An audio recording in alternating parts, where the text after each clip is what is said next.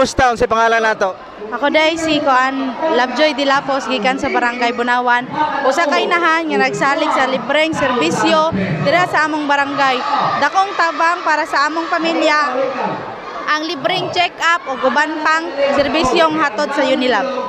Mangutan na kog dugang sa imo ha.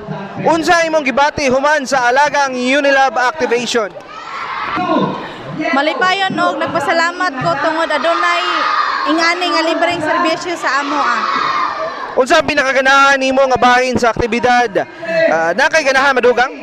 Ganahan ko sa libreng konsultasyon og libreng tambal tungod tinuod nakatabang kini sa amo. Sa unsang paagi makatabang ang alagang Unilab sa imo karon nga adlaw? Nahibalan ako nahibalan ako ang niaging kahimtang sa akong panglawas tungod sa libreng konsultasyon. Sa imong tanaw, unsa ka importante ang ingon aning aktibidad para sa inyong komunidad? Importante kini tungod daghang tao ang walay sapat na akses sa serbisyong medikal. Nakadugang ba ni sa imong kasayuran may tungod sa panglawas ug pagkatiman sa imong kaugalingon?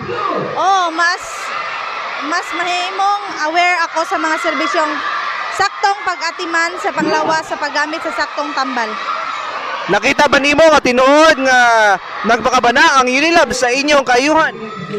Tungod dili lang sila nakabaligya og tambal kundi naghatag sad sila og libreng serbisyong medikal. Pagkahuman sa aktibidad, mas musali ka ba sa mga produkto sa Unilab? Tungod nakita nako kung unsaon nila ipanghalagahan ang kahimsog sa mga tao. Mas dali ba nimo mapili ang produkto sa Unilab kung magkinahanglan ka og tambal?